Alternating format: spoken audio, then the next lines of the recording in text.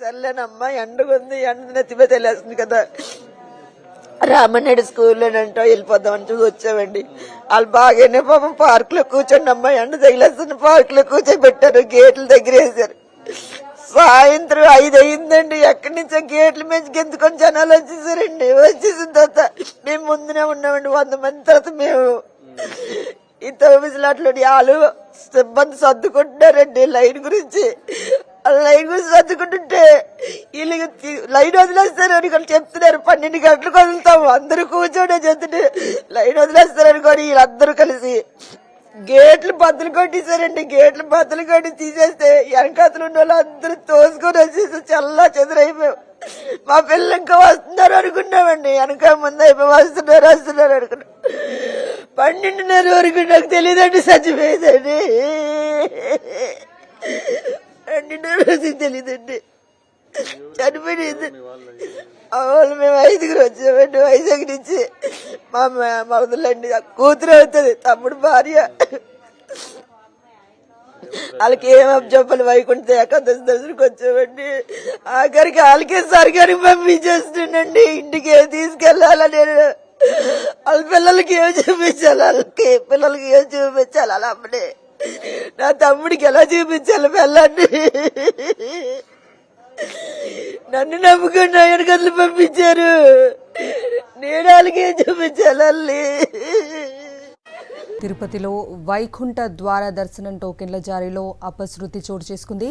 Queue లైన్లలో తోపులాట జరిగి 7 భక్తులు మృతి చెందారు. మృతుల్లో 6 మహిళలు, 1 పురుషుడు ఉన్నట్లుగా గుర్తించారు.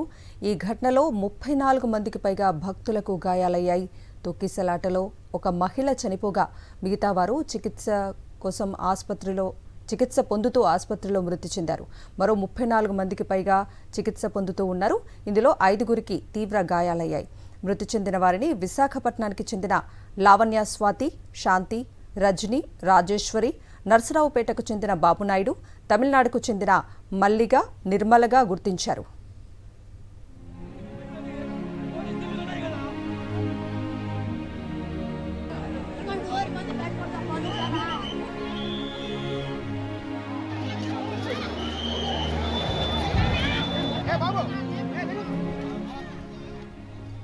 తిరుపతిలోని శ్రీనివాసం, విష్ణు నివాసం, సత్యనారాయణపురం, బైరాగిపట్టెడ, రామానాయుడు స్కూల్ వద్ద వైకుంఠ ద్వార దర్శన టోకెన్లు జారీ చేసేందుకు కౌంటర్లను ఏర్పాటు చేశారు.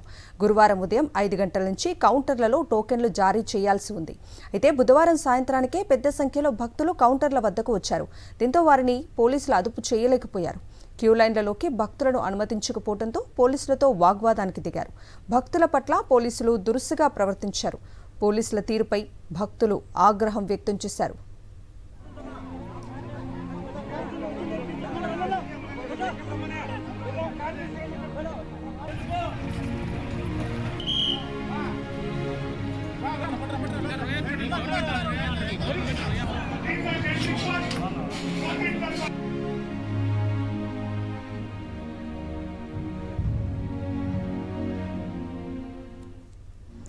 రద్దీ విపరీతంగా పెరగడంతో క్యూ లైన్లు ఓపెన్ చేశారు అధికారులు. షెడ్యూల్ కంటే ముందుగానే కౌంటర్లు ప్రారంభించడంతో భక్తులంతా పరుగులు పెట్టారు. ఈ క్రమంలో శ్రీనివాసం కౌంటర్ వద్ద తమిళనాడులోని సేలంకు చెందిన మల్లిగా అనే మహిళ క్యూ లైన్లో పడిపోయింది. భక్తులంతా ఆమెను తొక్కుకుంటూ వెళ్లడంతో స్పృహ తప్పి పడిపోయింది. ఆ తర్వాత మరో 10 మంది భక్తులు కూడా కింద పడ్డారు.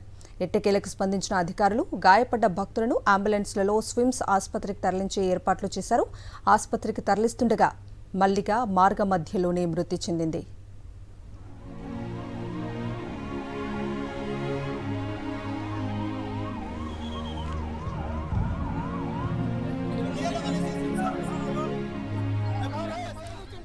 తిరుపతి తొక్కిసలాట ఘటనలో గాయపడ్డటువంటి భక్తులను అక్కడికి తరలించి చికిత్సను అందిస్తున్నారు. అక్కడ ప్రస్తుతం ఉన్న తాజా పరిస్థితిని మా ప్రతినిధి ప్రసాద్ అందిస్తారు.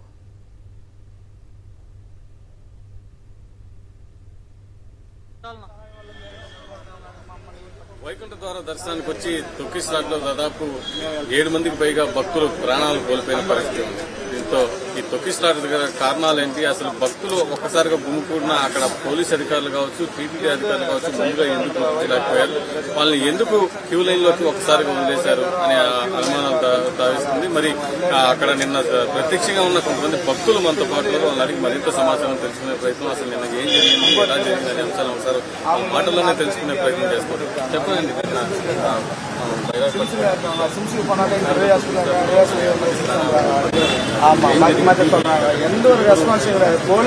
మేము వైజాగ్ నుండి ఇక్కడికి దర్శనార్థం వచ్చాము సార్ వెంకటేశ్వర స్వామి కోసం.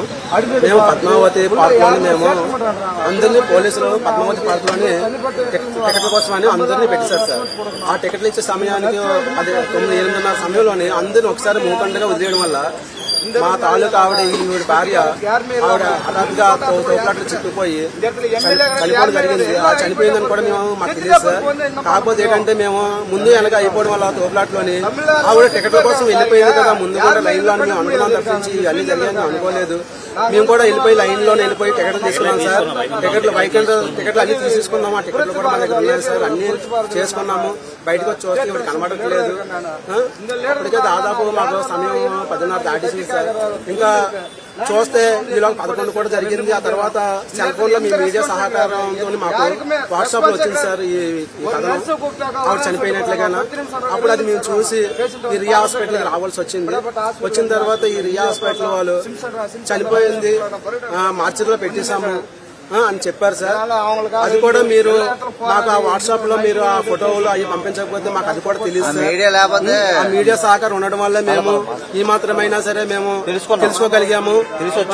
మాకు ఆ యొక్క అంటే మా తల్లి ఈ రోజు మన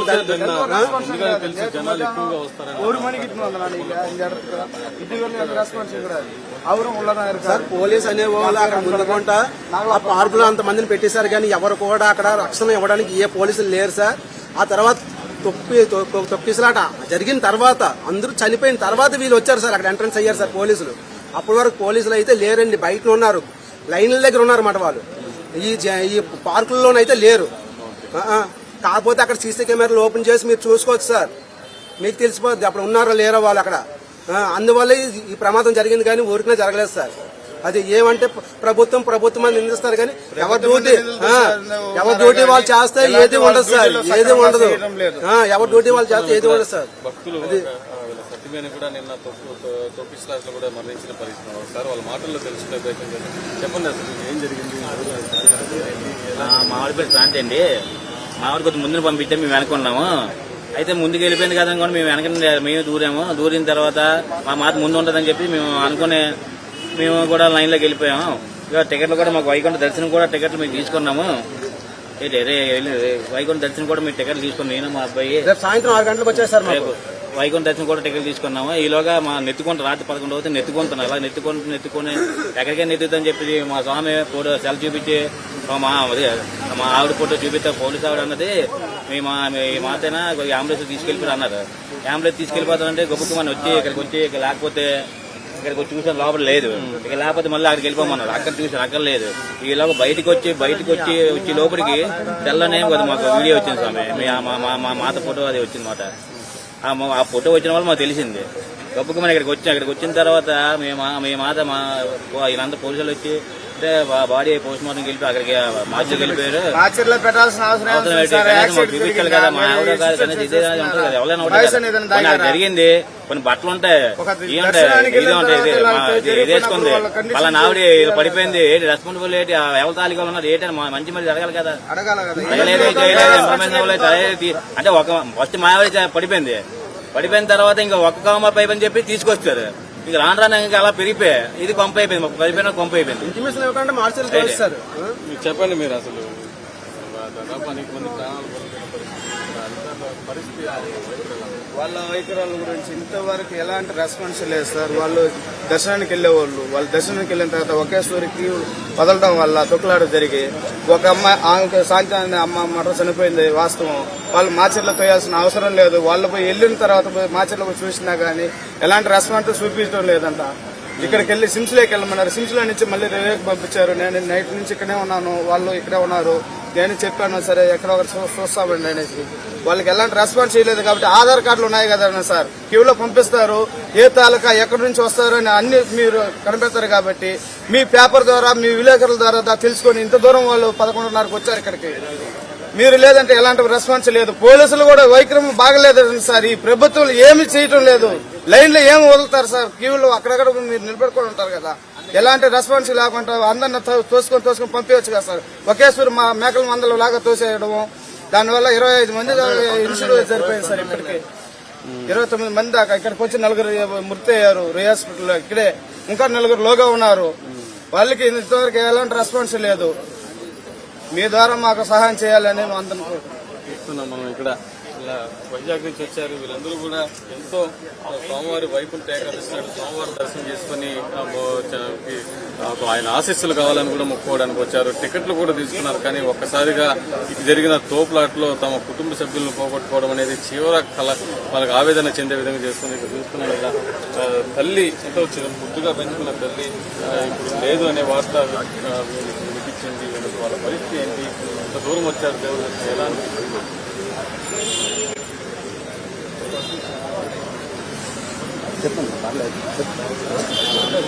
ఏం జరిగింది అసలు?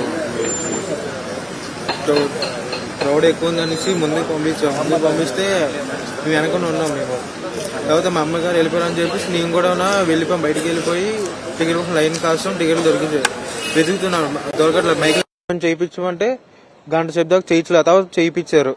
మైకిల్ అనౌన్స్మెంట్ చేస్తే శాంతి అని పేరు చెప్తే గంట తర్వాత అనౌన్స్మెంట్ చేస్తే చూసారు ఎవరు రావట్లేదు. అయితే మొత్తం పోలీస్ ఆవిడని అడిగితే ఫోటో చూపిస్తే మీకు కాల్ బాగలేదమ్మా నేనే ఎక్కిచ్చాను అంటే రియా హాస్పిటల్ అని చెప్పారు. ఇక్కడికి వస్తే ఇక్కడ చూస్తే లేరు. అటుపక్క సిమ్స్ హాస్పిటల్కి వెళ్తే అక్కడ లేరు. మళ్ళీ సిమ్స్ హాస్పిటల్ బయటికి రాగానే వీడియో వచ్చింది. మా అమ్మగారే ఇక్కడే పడుకోబెట్టి చెస్ట్ మీద నొక్కుతున్నారు. వీడిపక్క ఇక్కడికి వస్తే ఫోటో చూపించారు. కానీ మా అమ్మగారు ఫోటో చూపించారు కానీ నేరుగా చూడలేదు. మార్చరికి పంపిస్తారు. ఏమి చెప్పలేదు. మార్చరికి పంపిస్తారు. 8 గంటలకి అని అంటున్నారు వాళ్ళు. మరి ఇట్లా జరగడం అనేది ఏమనిపిస్తుంది? ఎప్పుడు ఇంకా చూస్తున్నాం. అసలు చాలా ఆవేదన చెందుతున్నారు. ఎందుకంటే సుదూర ప్రాంతాల నుంచి ఎంతో ఆశగా సోమవారి దర్శనానికి వచ్చాం. కానీ ఇక్కడ వైకుంఠ ఏకాదశి నాడు వైకుంఠ ద్వారం చేసుకుని సోమవారి ఆశీస్సులు పొందాలనుకుంటే ముందుగానే వైకుంఠానికి చేరిపోయారు మా తల్లి అని ఆవేదన చెందుతున్నారు. ఇక్కడ అధికారులు కావచ్చు, అదేవిధంగా టీటీడీ కావచ్చు పూర్తిగా భక్తుల పట్ల నిర్లక్ష్యంగా వ్యవహరిస్తుంది. ముందుగా అంచనా భక్తులు అధిక సంఖ్యలో వస్తారని తెలిసినా కూడా అక్కడ సరైన జాగ్రత్త చర్యలు, సరైన భద్రతా ఏర్పాట్లు చేయకపోవడమే దీనికి ప్రధాన కారణం. అందులో ఒకసారిగా ఏదైతే అక్కడ ఉద్యానవనం ఉందో పద్మావతి ఉద్యానవనంలో అందులో దాదాపు వేలాది మందిని ఒకసారిగా లోపల పెట్టి లాక్ వేయడం, సాయంత్రం ఒకసారిగా భక్తులందరూ కూడా తోసుకుంటూ గేట్లు బద్దలు కొట్టుకుంటూ బయటకు రావడం. ఈ సందర్భంగా తోపులాట్లు, తొక్కిసలాట్లో దాదాపు అనేక మంది ప్రాణాలు కోల్పోయారు. దాదాపు 30 మంది నుంచి 40 మందికి పైగా క్షతగాత్రులుగా మారి ఆసుపత్రిలో చికిత్స పొందుతున్నారు. ఇక్కడ సిబ్బంది కూడా తమకు సరైన చికిత్స గానీ అదేవిధంగా సమాచారం అందించే పరిస్థితి లేదు. ఇక్కడ ప్రభుత్వం పూర్తిగా విఫలమైంది. అధికారులు కూడా చాలా దారుణంగా ప్రవర్తిస్తున్నారంటూ కూడా భక్తులు ఆవేదన చెందుతున్న పరిస్థితి ఉంది. టీటీడీ చరిత్రలో ఎన్నడూ లేని విధంగా గతంలో కూడా తోపులాట్లు, తొక్కిసలాట్లు జరిగాయి. ప్రాణాలు కోల్పోయే పరిస్థితి గతంలో ఎన్నడూ లేదు. ఈ జరిగిన సంఘటన అనేది టీటీడీకి ఒక మాయని మచ్చగా మిగిలిపోతుంది. ఎందుకంటే అనేక మంది సోమవారం దర్శనం కోసం వచ్చి ప్రాణాలు కోల్పోవడం అనేది ఆ కుటుంబాల్లో విషాద ఛాయములు నెలకొన్నాయి. వీళ్ళందరినీ కూడా ప్రస్తుతం మరణించిన వాళ్ళ కుటుంబాలంతా కూడా ఆదుకోవాలి, తమకు సహాయం చేయాలని కూడా భక్తులందరూ కూడా కోరుకుంటున్న పరిస్థితి. మరి దీని మీద ఇటు టీటీడీ కావచ్చు, అటు ప్రభుత్వం కావచ్చు ఏ విధంగా స్పందిస్తుంది, వాళ్ళకి ఏ విధంగా న్యాయం చేస్తుంది అనే అంశాన్ని కూడా పరిశీలించాల్సిన అవసరం ఉంది. వీడియో జర్నలిస్ట్ ముఖేష్తో ప్రసాద్, సాక్షి టీవీ, తిరుపతి నుండి.